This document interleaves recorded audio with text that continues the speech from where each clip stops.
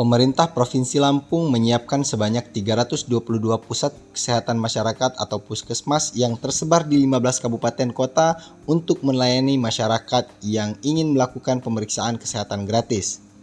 Kepala Bidang Pelayanan Kesehatan Dinas Kesehatan Provinsi Lampung, Diah Anjarini mengatakan pihaknya telah diminta oleh Kementerian Kesehatan untuk memulai penerapan program ini mulai minggu pertama hingga minggu kedua Februari 2025.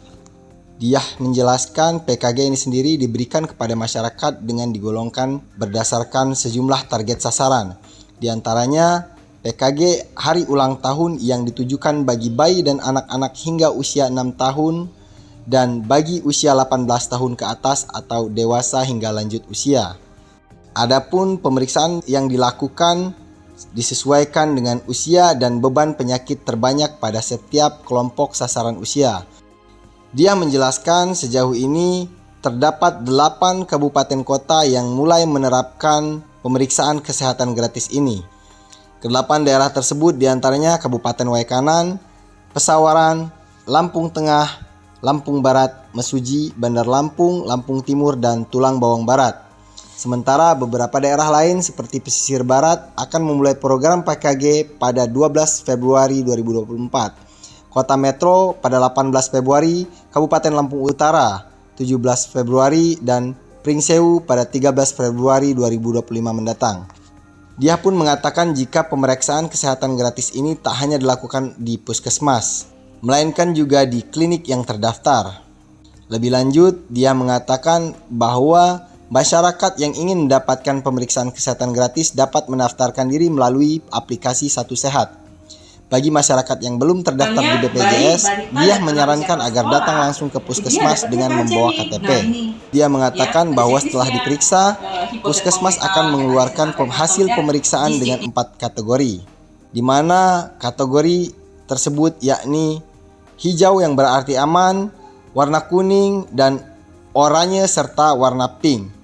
Bagi masyarakat yang hasil pemeriksaan menunjukkan kategori pink, maka pihak puskesmas akan mengeluarkan surat rujukan untuk melakukan pengobatan lebih lanjut rumah sakit.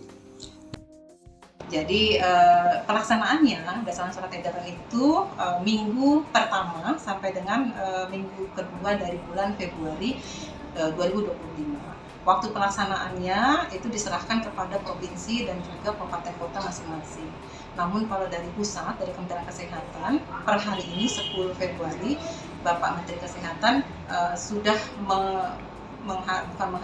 menggerakkan untuk pelaksanaan pemeriksaan kesehatan gratis di tanggal 10 Februari ini secara serentak, ya. Artinya bukan seremoni, bukan launching ataupun yang lainnya, tetapi puskesmas ketika datang nanti dari warga masyarakat yang sudah di HP-nya itu dari Satu Sehat Mobile, ya, itu mereka sudah mendownload, ada aplikasi yang berulang tahun di bulan Januari ataupun di bulan Februari, dia bisa mengakses. Kemudian nanti akan keluar tiket pemeriksaan screeningnya berdasarkan usia.